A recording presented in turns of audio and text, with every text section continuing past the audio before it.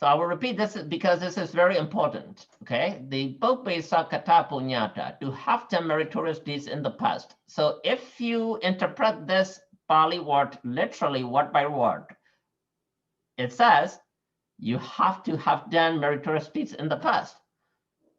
But hey, past is gone. What can I do? There's nothing you can do, right? But whatever happened on your present time today is related to what you did in the past. Okay, so one thing you can do is not to react on what is happening today.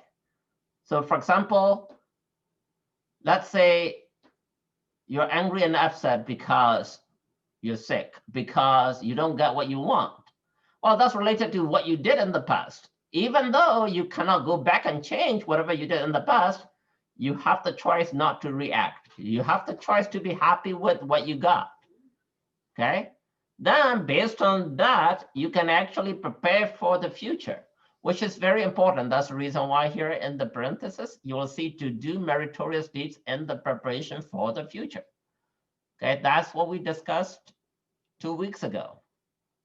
Okay, we will continue a little bit more and we'll review a little bit because this is very important.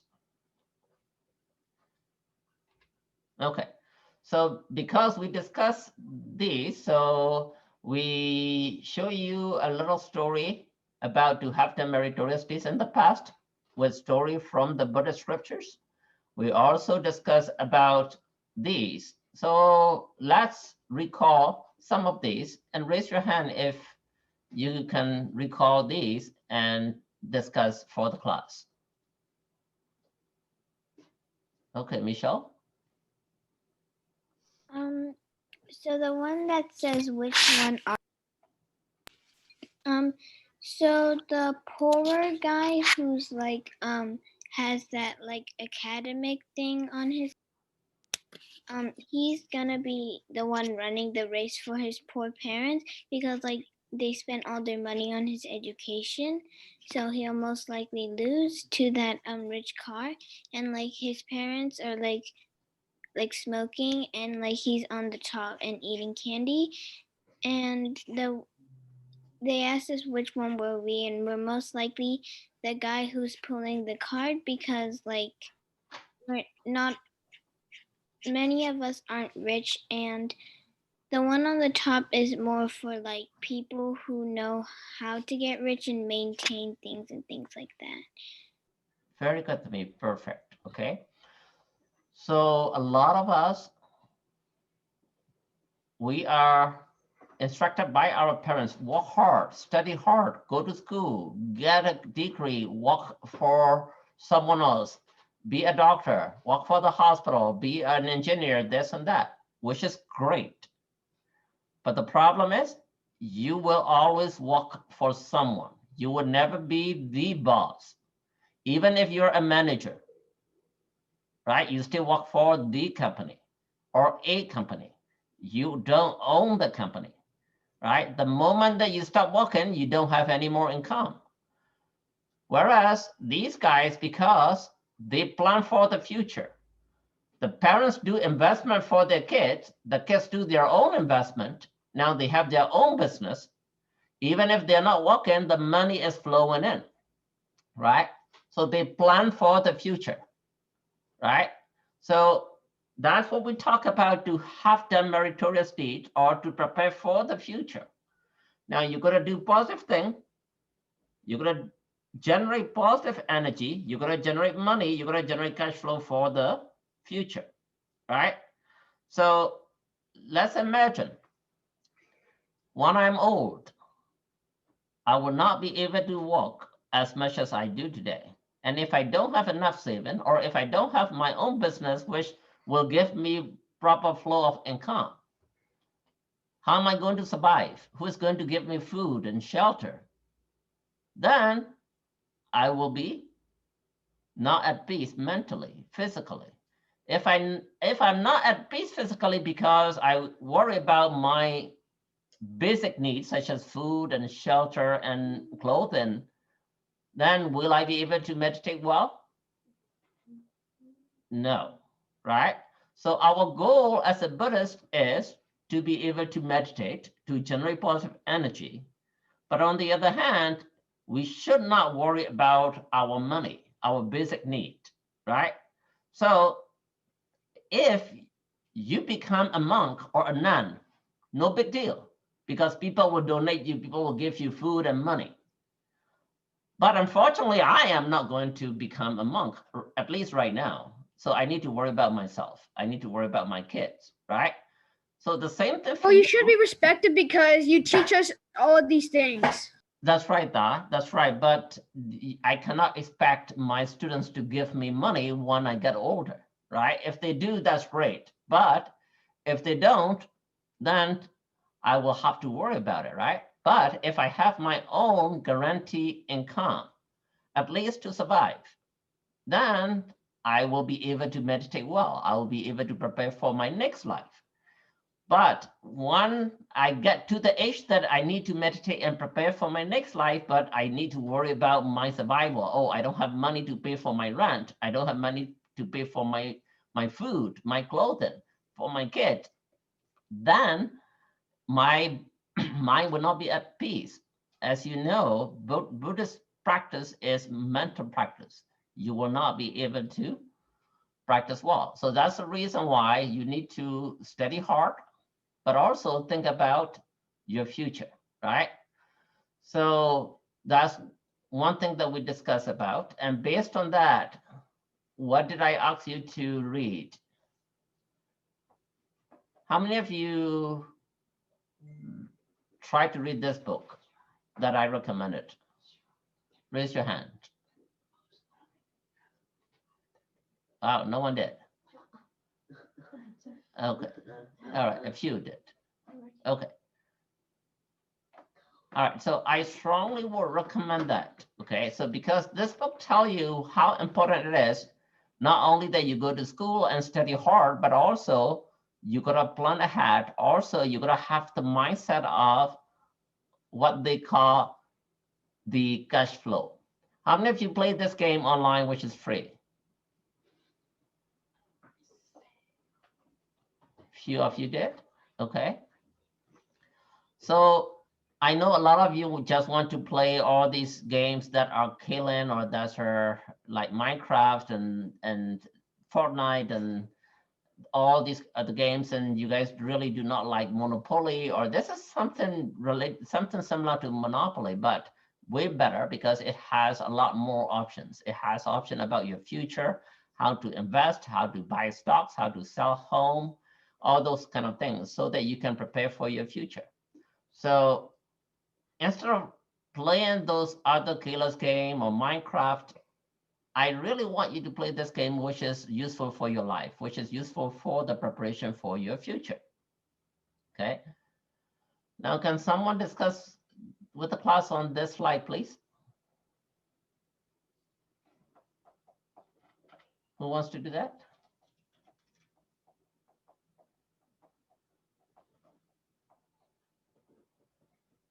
All right, Dr. Jackson, go ahead. So it says like the mindset of the rich and the versus the poor people. Okay, can you tell us a little bit about what the differences are? So the rich people, they have a belief, whereas the poor people, they lack the belief, and the rich people have a plan, whereas the poor have no plan. Okay, so we discussed about why rich are rich and why poor are poor, right? We discussed about what the belief system of the rich, whether they plan or lack of plan.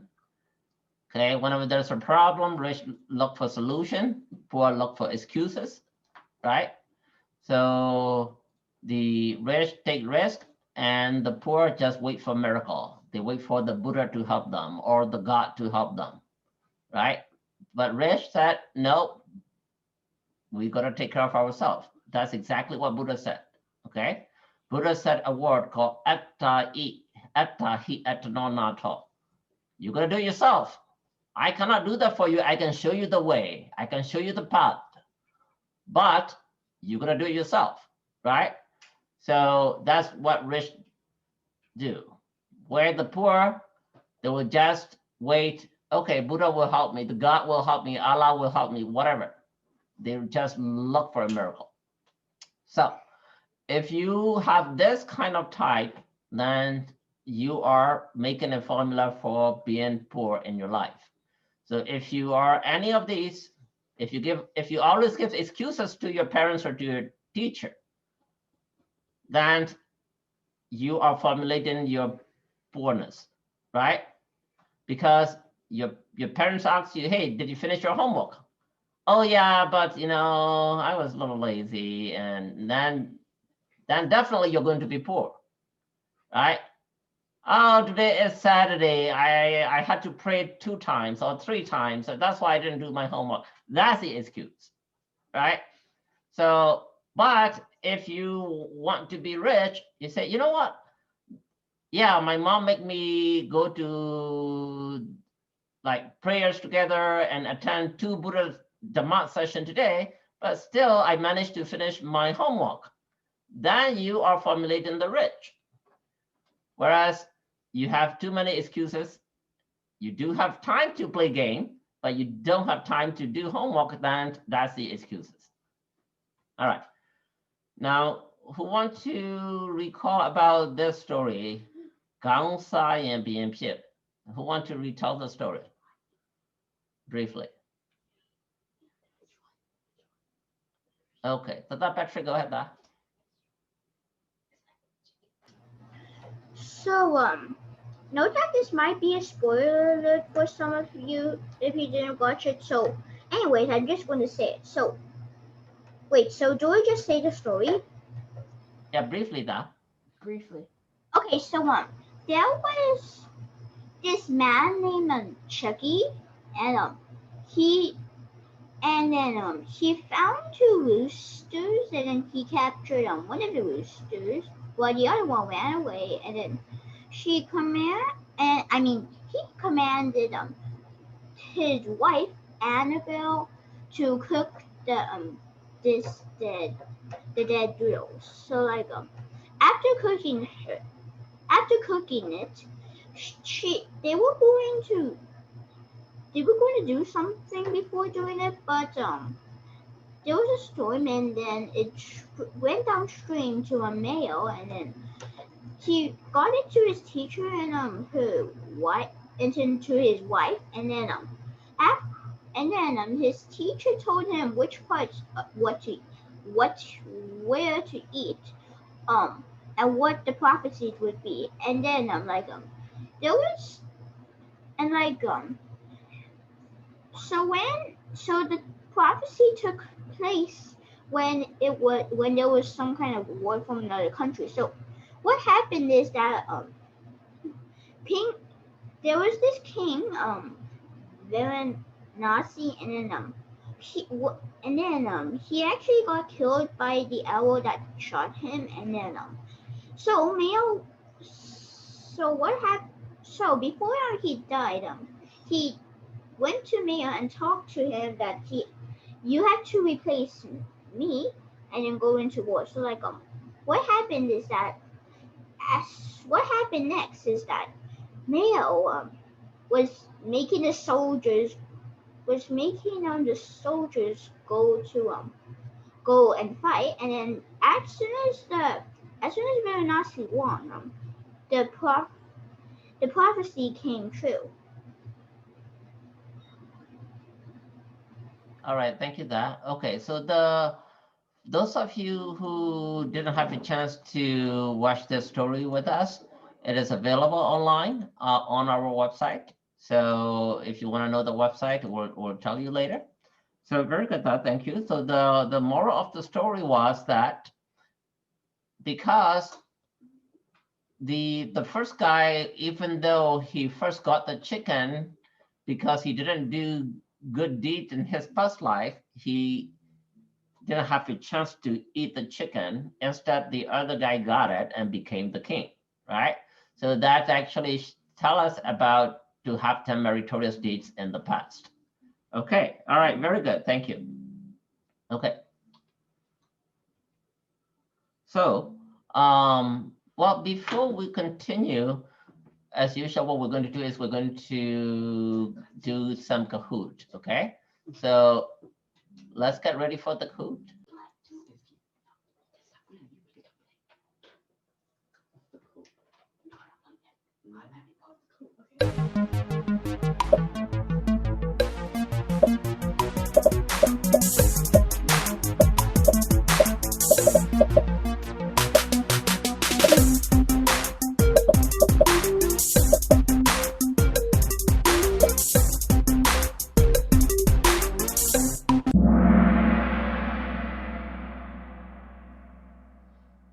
Okay, so definitely nobody picked this eat mashed potatoes and gravy because not Thanksgiving. Yes, it's fall around somewhere around Thanksgiving, but we don't do that as Burmese, but we do donate money. The kids have fun and play around and also go to the temples, pagodas, and pay respect to the Buddha, Dhamma, and Sangha. Very good. All right, Jackson, Eric, Sophia Ton, Kathleen, and Sophia Wen. All right, very good. Okay, welcome to the board. Let's go for number 2.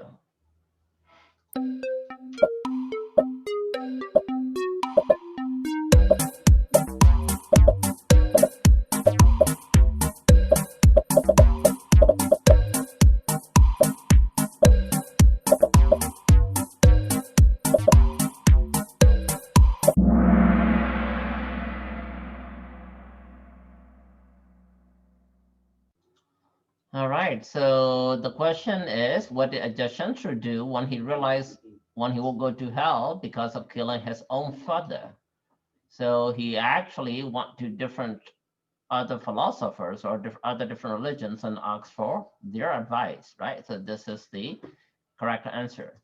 So some of you answer, he immediately went to Buddha. No, he went to the Buddha the last, right?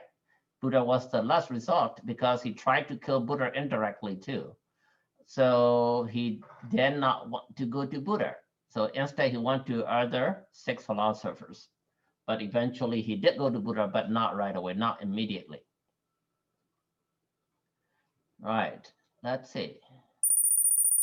All right, Sophia Tung going up to the top. Kathleen, welcome to the board. Yedi, Ricky, Kind. All right, very good. Okay, let's go to the next question.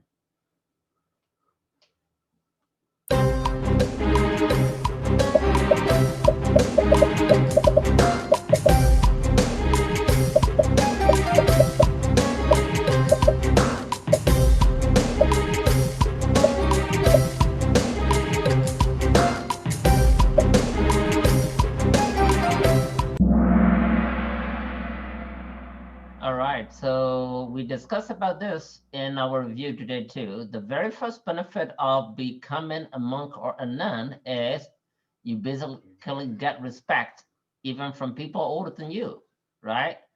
So yes, you may get supernatural power, but it requires for you to practice meditation. But this one is just because you become a monk or a nun or a novice, you get this, right? Doesn't matter how old you are. I back down to my own kid if they become a novice, right? So just because you become a novice or a monk, you are not guaranteed, because whether you are guaranteed not to go to higher realm or not depend on your practice. But this is what we're talking about, it just because you become a recluse or a monk or a nun. So, all right, very good. Paul. Okay, yeah. all right. So, Josh, welcome to the board. So your mom told you that the monks, most of the monks go to hell. It depends on the individual monk, right? If they follow their rules strictly, as they are required to, they will not go to hell. So, for example, for you and I, because we're layperson, we have 5 precepts that we must follow, right? So, for example, no killing, right? If you kill, the chances that you definitely will go to the lower realm, including hell, right? Do not steal, right? Do not practice sexual misconduct. Do not say lying, and do not drink liquor or any intoxicant, Now the monks has a lot more. Like the basic, they have 228, right? Compared to 5 that you and I have. Now, if they break those other rules, now 5 plus others, right? Now the other 223, they're gonna keep. If they don't, they get negative energy, they generate negative energy. Now they have higher chance of doing that too. So it depends on individual monk. Just because you are a monk, you don't go to hell. Just because you're a monk, you don't have higher chance of going to hell. As long as, okay, that is very important, right? As long as you keep those rules and discipline intact. If you don't, your mom is right. Okay. So, but I don't want you to take it negatively too, right? But your mom is right that these days some monks do not follow the rules. They don't keep their discipline. Then they're taking their own chance. They are basically going down to the lower realm just because they actually break their own precept. Okay, Pat? Okay, thank you. Sure. Okay, let's go to the next question. All right, what is the second benefit?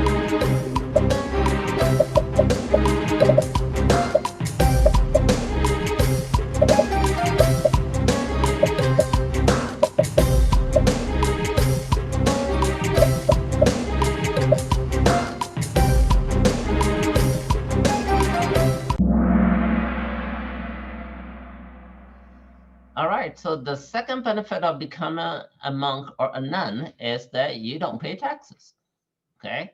Whereas for us, we pay taxes on anything we make, right? So a lot of you got it right, okay? Just because you are a monk, you don't get supernatural power automatically, you got to practice. So for you to get supernatural power, you don't have to be a monk. You can be a layperson like you are today, and you can practice the same method and you will get supernatural power. Okay. And just because you're a monk, you're not guaranteed to go to higher realm in your next life. Just Haim just said, and Hey Mommy said that they could go downhill and do the lower realm too. So very good. So a lot of you got it right. All right, Kathleen's going to the top. Good job, Yeti, Ricky, Eric, and George. All right, very good. Let's go to number 5.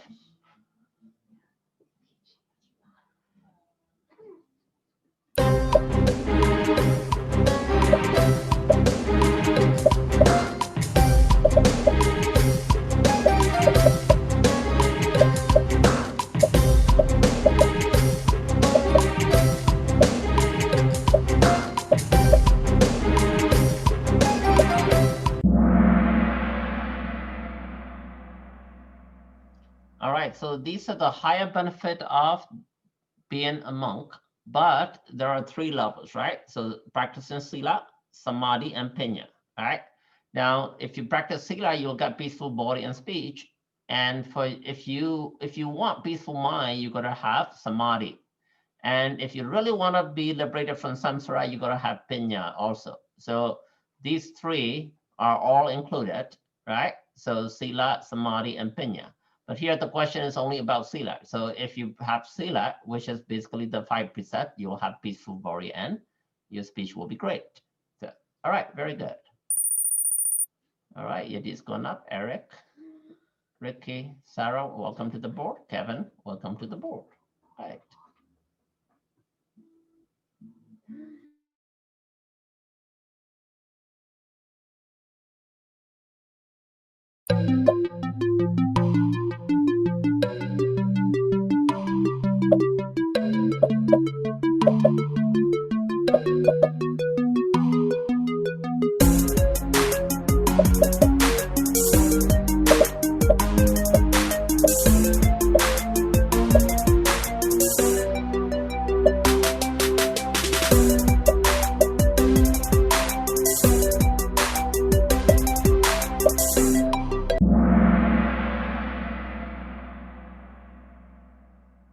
All right, so what do some of the rich do on the Zalmon? So definitely they do putting money packets on the ground near poor or homeless people, right? Pantaku, that's what we discussed. They go to the pagodas, pray and meditate. Definitely, they don't gamble. Now, some of you answered this. Now that we might do it on the Dincho, but not on the Zambon.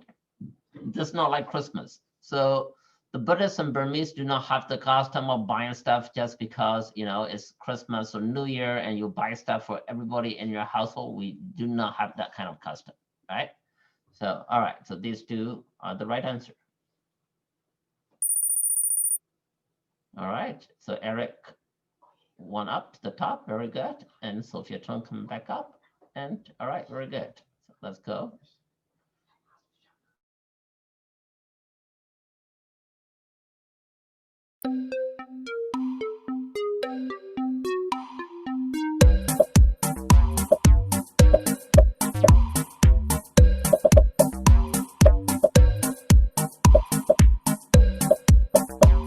The blue one.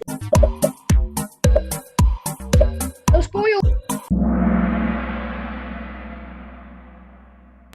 Wait a minute, it doesn't matter anymore. All right, okay, so the question is, what are the higher benefits of the contemplated life? So higher benefit require for you to practice meditation quite a lot, right? So then you get supernatural powers, you can do mind reading, and you can actually recollect your past life, what you were in your past life. Okay, so very good. All right, Sorreline's going up, the rest are the same. Okay, let's go quick.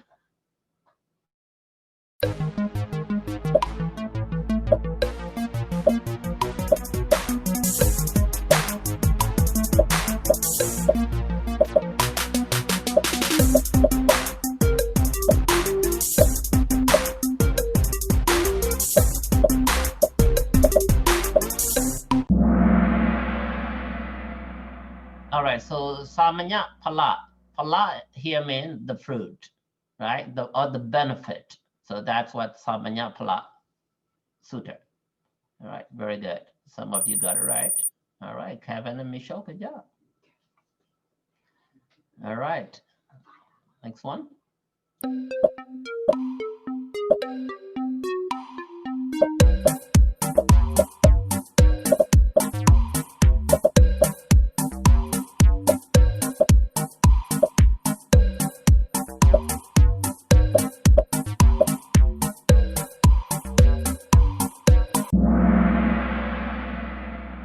Okay, so the question is pinya. So if you recall the Noble Eightfold Path, the pinya has right view and right intention.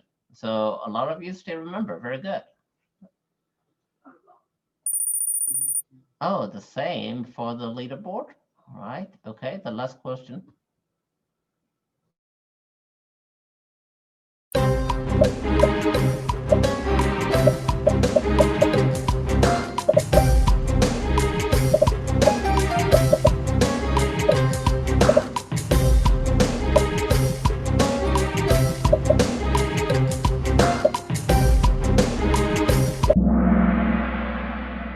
All right, so this is the definition for the samadhi, right? So right effort, right mindfulness, right concentration, stand for samadhi.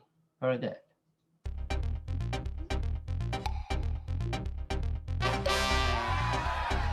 All right, Kevin, good job. Kitty, very good job. And Eric, good job. Very good. So we talked about Patirupa Desavasosa, and we just talked about Pupi Sakata Punyata. Now we're going to go into the sixth one, Atta Samapanidisa. Now, what does it mean by that is to keep one's mind and body in a proper way. This is the supreme auspiciousness.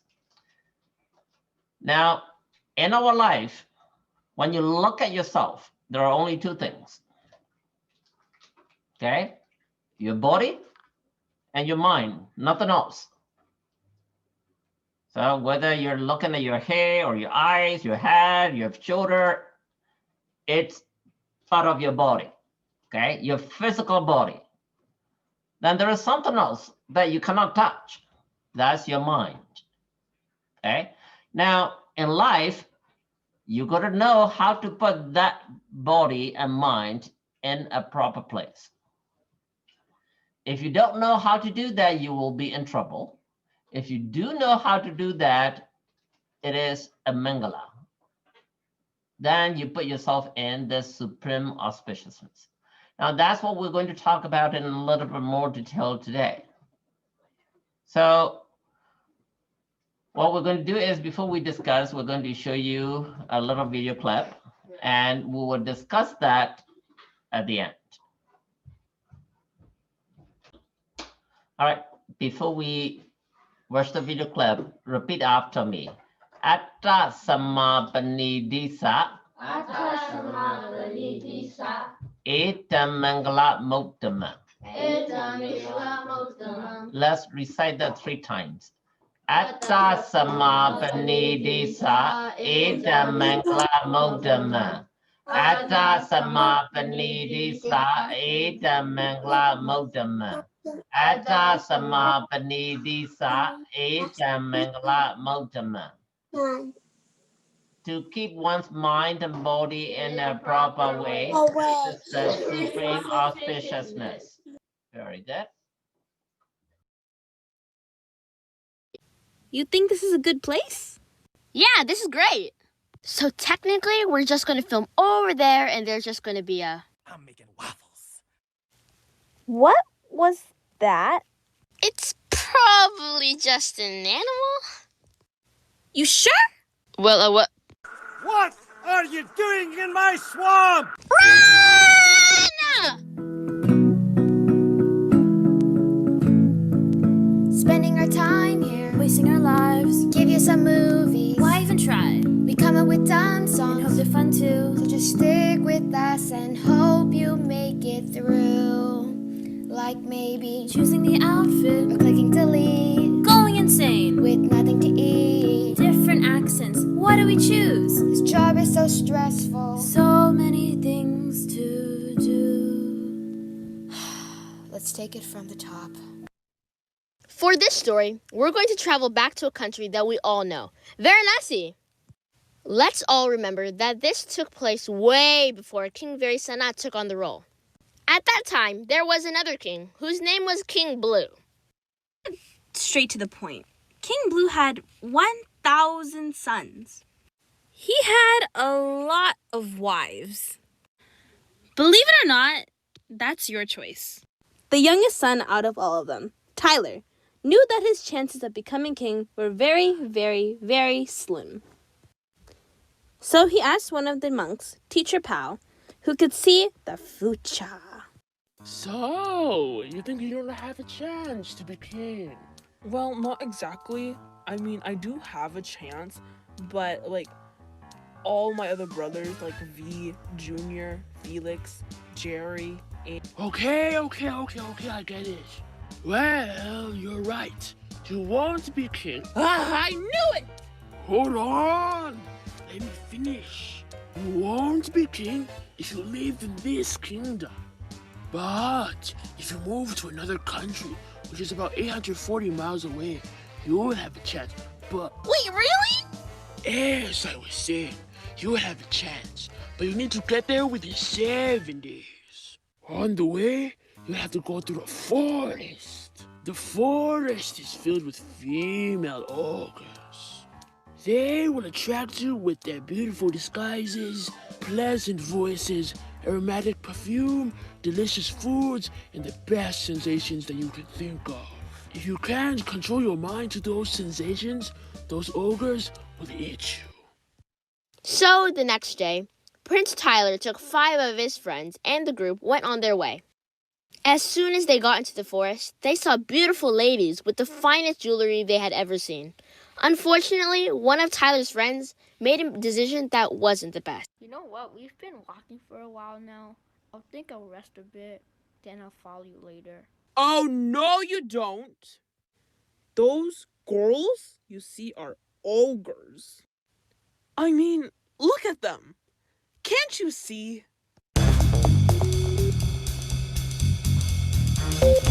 They look fine to me. For your sake, please don't get attached to them.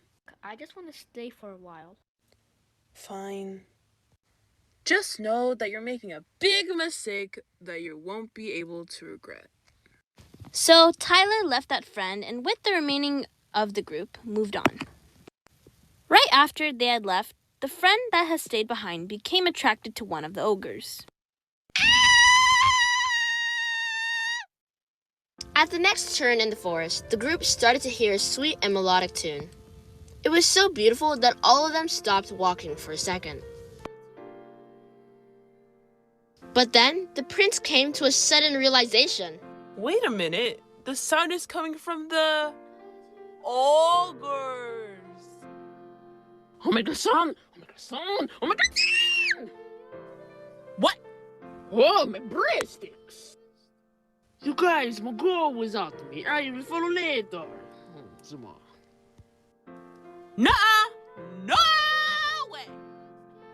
Can't you see that the music is coming from the ogres?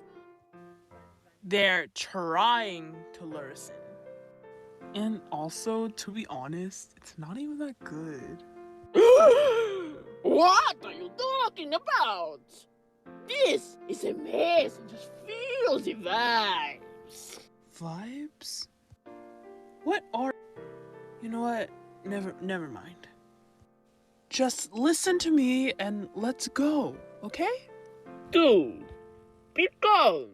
I'll just listen to the song till it's over, and then I will follow you, okay? Did you not hear what I just said? Peace out. Come on, guys.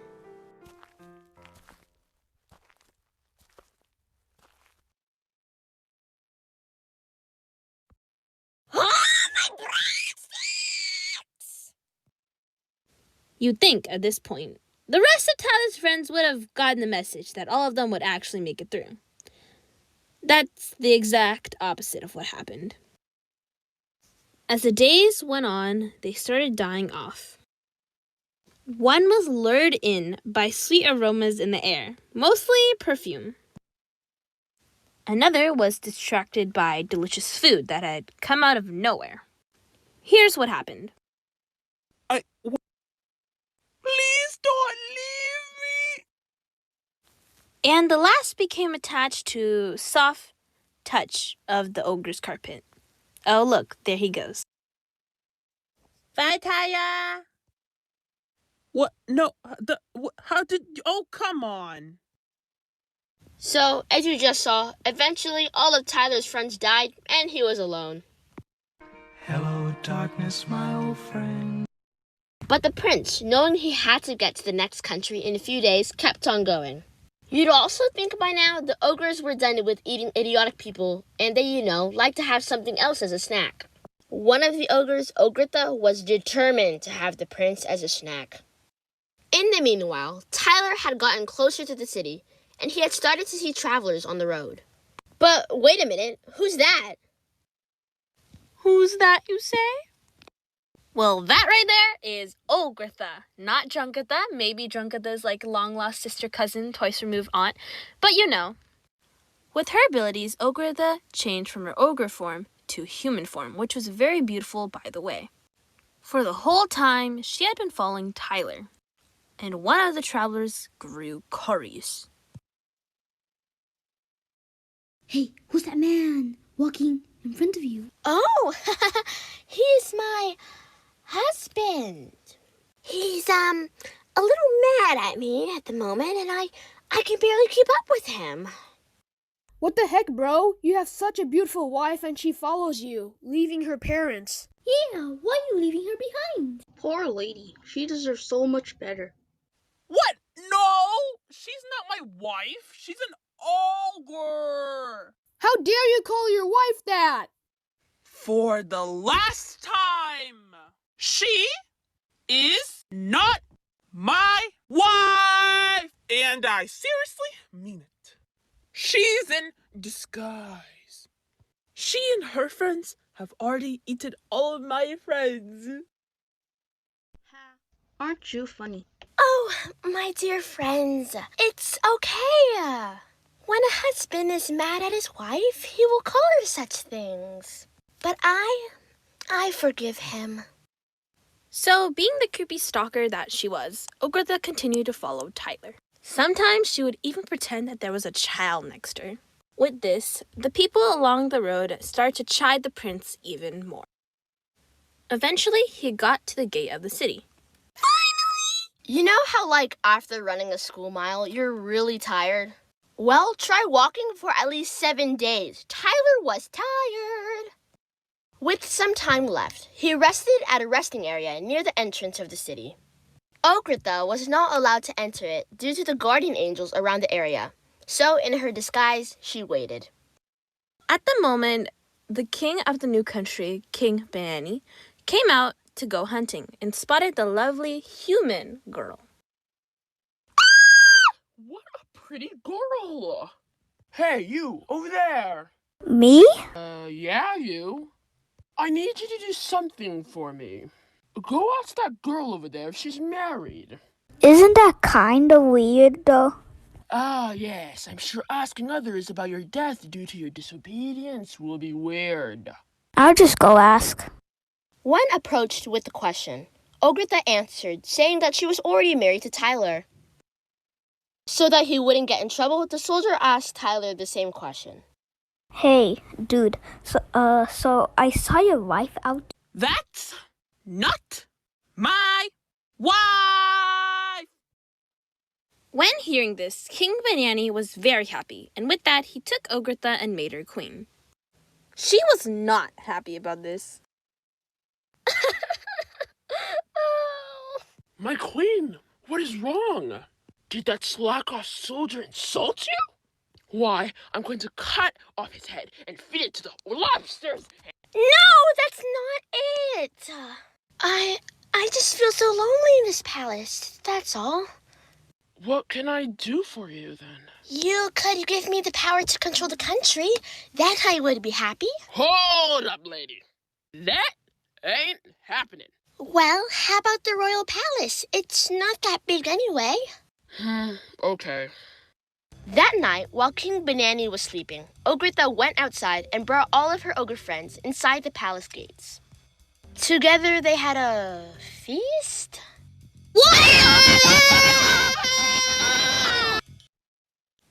The next morning, the people found the king, well, everyone in the palace, dead. The so-called queen was nowhere to be seen. Like every other king, they had to decide on who would rule their country. So what do we do now? Our king is dead. So's the royal family. What happened? Well, believe it or not, the ogres ate them all. Wait, you're serious? Yeah, that Tyler guy's words were true after all. Wait, who? Who's this guy who said that his friends were eaten by ogres? I don't know. His name was Tyler Broom? Wait, Tyler Blue. Yeah. You do know he's a prince from another country, right? And so, Prince Tyler was made the new king due to his knowledge of the ogres. I guess walking for several days and having an ogre stalk you has its benefits after all. This story was weird. Yeah, tell me about it.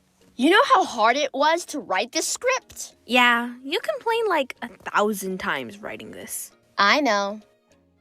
No matter how weird or awkward the story was, it did hold value to it. In the story, all of Tyler's friends were eaten. For some apparent reason, they just wouldn't listen to Tyler. Each of these friends represented the 5 senses: touch, smell, taste, sight, and hearing. Because they couldn't control their sensations, the friends fell into the trap laid out by the ogres. But due to Tyler's quick thinking and knowledge, he was able to resist the senses and keep on going. He kept his mind focused on the task at hand. So, in the end, he was rewarded with the title of King. So, applying this to your life, keep your mind and body in a proper place. In other words, don't get too attached to your 5 senses. Tyler's friends did, and they ended up somewhere they did not want to be. You might not die, but you could still end up in a bad situation. Adding to that, you could get bad karma, other side effects included. With this, you will prosper in life. So, what'd you think about Shrek? I've actually never watched it. Wow. Yeah. It might be kind of bad and cringy, but everyone has at least watched Shrek. You know what? We're watching it right now. Great idea. Love the motion, but I have to go to, water my, pool. Wait, but doesn't a pool already have... Bye-bye! Oh well. For this story... Oh my gosh, what is wrong with you? I need a yacht. Turn to me! A mustache and an eye. Oh my god, so... So that...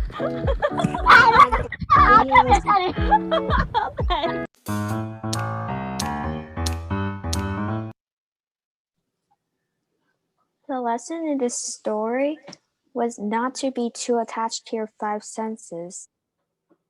Very good. So the moral of the story is we as human beings are attached to five senses.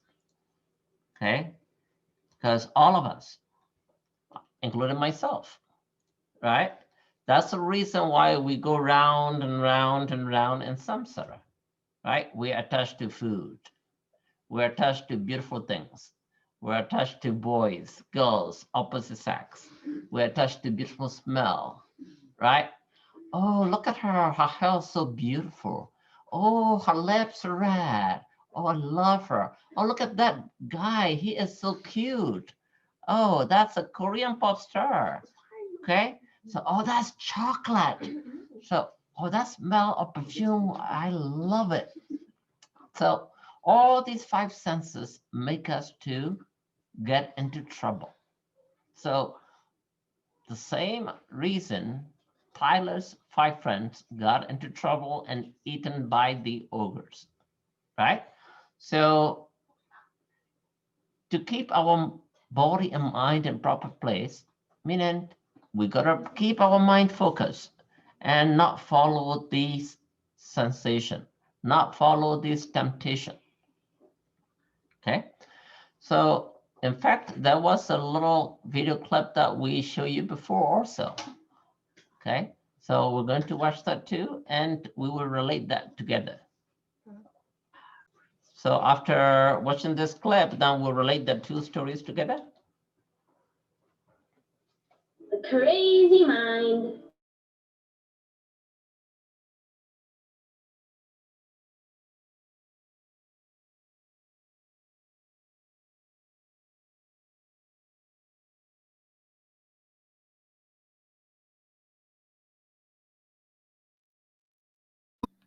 The crazy mind.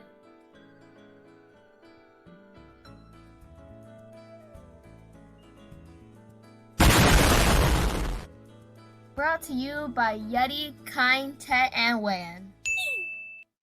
There was once a man named Venerable Poltilap. Many people did not like him because he was very arrogant and he only cared about himself. But at the same time, many people had to go to him for help. Dude, what do you want? One day, Venerable Potila went to go visit Buddha, and Buddha greeted him by the name Empty Book.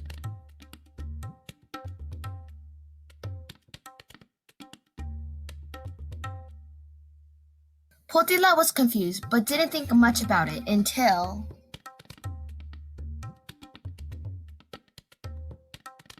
Buddha called him Empty Book again at the end of their meeting as Potila was leaving. What? He was called a Venerable Empty Book because he always gave advice, but he never practiced what he gave out. To right his wrongs, Potila went to many different teachers to ask them to teach him, but they all said that he was too good. You're too good, bro. Sorry, can't help you. One day, Venerable Potila was sent to the coast to go see a young novice.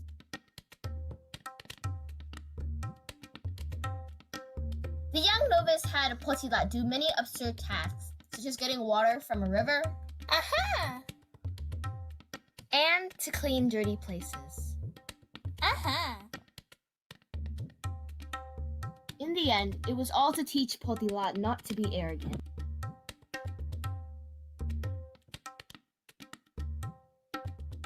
Next, the novice gave a thought experiment that had 6 holes and a lizard. The whole objective of the experiment was to catch the lizard, which could come out of any of the 6 holes. The only way to do this was by covering the other 5 holes. These 6 holes represented the 6 senses, which were sight, smell, taste, touch, hearing, and mind. We must cover 5 of these senses and leave the mind open. You don't have to pay attention to the girl who smells like roses. It doesn't matter what you ate for breakfast. It doesn't matter what Ariana Grande song you're listening to. It doesn't matter if there's a fly on your arm. It doesn't matter what movie you're watching. What matters most is your mind. I repeat, these things don't matter.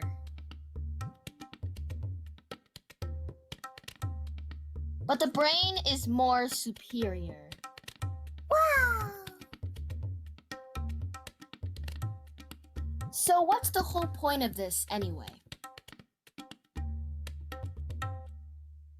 The moral of this lesson is that nothing good will come out of not using what you know. Apply and practice. And with this, you will succeed in life.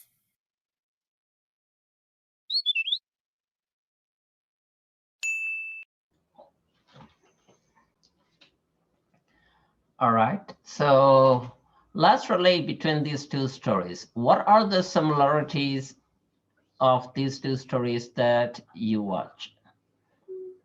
All right, that Ricky? So the first story was like not to give in to your 5 senses. The second one was like you have to block the 5 senses and leave the brain open. So I guess they both have the 5 senses. Very good. Michelle? Like in both of them, you have to like not pay attention to your 5 senses and like just focus on your mind and keep like it in a good shape and like not give in to the 5 senses or get attached to them. Very good, Mingale. Mikatla? In both of the videos, it involved the 5 senses and the brain. Very good. All right, Tata Patrick? So there were 2 similarities I found. So the first one was that don't get crazy to your 5 senses. Don't use your 5 senses for anything that you're addicted to, but use your mind so that you can prevent from getting addicted to. And the second one is that at the time it said at the title it said the crazy minds, and then I actually thought about this. So in the story there were 5 of Tyler's friends. They were like, although they weren't actually crazy, they were actually like something crazy to that thing. All right, thank you, Tata. So what I want from you now is I want a few of you to volunteer and tell us, I'm really attached to this sense. Just pick one, and I'm trying to overcome that by doing this. Now, share me your own story on that. So I admit to all of you, I am attached to all those 5 senses, right? Well, of course, degree is different. Now, I want you to share me if you have any of those. I'm sure you do, okay? But I want you to share me just one sense. that you're really attached to, and you're trying your best to overcome that and to let go of that attachment. So let's share together. Who wants to volunteer? I do. All right, Hing, go ahead. Food. Food. Can you tell us a little bit more about it and what kind of food and Junk food. how attached you are and how are you trying to overcome that attachment? Kira, yes, you may leave them. Of junk food, and my mom says I eat too much. I try to stop myself, but it's pretty hard to do so. Okay, how are you trying and you think that you will overcome that? I'm trying to eat less and eat more rice than junk food. All right, very good. Thank you for sharing that. Anybody else want to share your own struggle, your own success story, or even failure story? So let's say, oh, I try. Oh, sorry, I failed, but I'll try again. So whatever story you have, share with us. Tami, Marina. Watching TV. Watching TV. Can you tell us a little bit more what kind of TV show you watch and how are you trying to overcome that? Some girly stuff and movies. How I try to overcome it by doing other activities. Very good, very good. Yeah. Now, especially today, because of the COVID, we all are mostly confined in our home. You cannot go out on a trip. You can't go to school. You can't see your friends. You can go to the temple. So you are really bored a lot of time. So you do what you are given to. So because in this country, you have a lot of internet, games, this and that, or the television and movies. So you're attached to movies and it's very hard. Thank you, Tami. Thank you for sharing. All right, anyone else?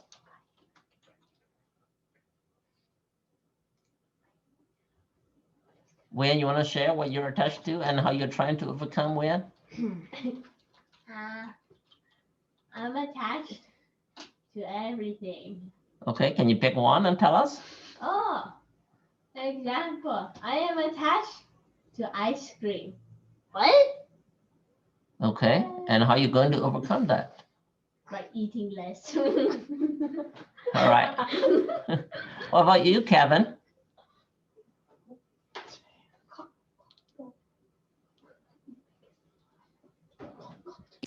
I think I'm kind of the same as Kind. Okay, all right, okay. So, all right, so we all are attached to different things, but in general, all these 5 senses, right? So sooner or later, things will get worse, okay? Now, as long as we're attached to those things, you are going to be in trouble. You are not going to be successful in life. You are, right now, a lot of you are attached to things that you shouldn't touch, right? Now, raise your hand. How many of you are attached to games? Be honest. I want to see.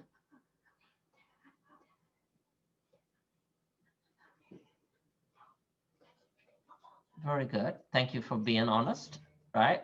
So it is very difficult to get rid of that attachment, right? Not only that you are bored at home, but also these games are so good. They are designed by very smart people. These games are not designed by kids like you. These games are designed by doctors, psychologists, psychiatrists, who really know the psychology, who really knows about our mind. Okay, they are specially designed for you to be addicted. Only then they make money.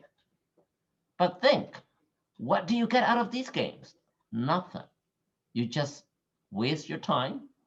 You actually generate a lot of negative karma because depend on the games that you're playing, it makes you to be angry because you want to win. You become greedy. If you don't win, you fail, then you're angry. Or to win, you gotta kill animals, you gotta kill other people, you gotta kill zombies, you gotta shoot, right? So these are really bad. So the best thing that you can do today is promise yourself, I'm going to cut down my addiction to the games.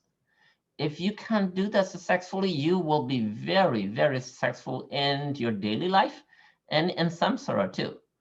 Because now the first story that we watched together is about this little prince to become a king. So that's actually daily life, right? Nothing related to samsara. But the Potila story, the second story that you watch, is about a monk, right? Now, these two stories are real stories actually taught to us by Buddha, right? Now, the second story is about samsara because Potila is a very famous and very educated monk. Actually, he memorized everything Buddha taught by heart and he was teaching. He was a teacher like myself. But when he actually practiced meditation, he couldn't get it to even a little higher level. What was the problem? The problem was because of these five senses. So the little novice taught him how to meditate. It's simple, right? To actually block those five senses. So theoretically, it seems simple, but when you actually do it, is it easy? Not at all, right? It is easy for me to tell you that, okay, stop playing games and get rid of the attachment to the games. Well, it's easy for me to say it, but it's very difficult for you. But you know it and you can do it, right? So, because that's what Mingla Sutta tell you, right? To keep one's mind and body in a proper way. Now, if you're thinking about playing that game, you're not keeping your mind in proper way. And if you actually go touch that computer and start playing that game or anything that you know you shouldn't, now you're not keeping your body in a proper way either. Now, guess what? Addiction works the same way. Whether you are addicted to the game or addicted to drugs or alcohol or smoking or sex, they are all the same. Once you get attached, it's hard to get rid of. So right now, at least you know what you're attached to. Try to get rid of that. Once you can get rid of it, it will be easy for you to get rid of others. When you get a little older, you will be attached to other things. You will be attached to senses. Oh, I like the smell of that girl, that cute boy. Oh, I like her hair, how her eyes so beautiful. That's how we get attached to opposite sex, right? Oh, I like alcohol. That tastes good and that makes me feel great. So those kind of things start with this kind of attachment that you're attached to today. So try your best to get rid of this attachment. Okay. All right, Tata Thomas, you have a question?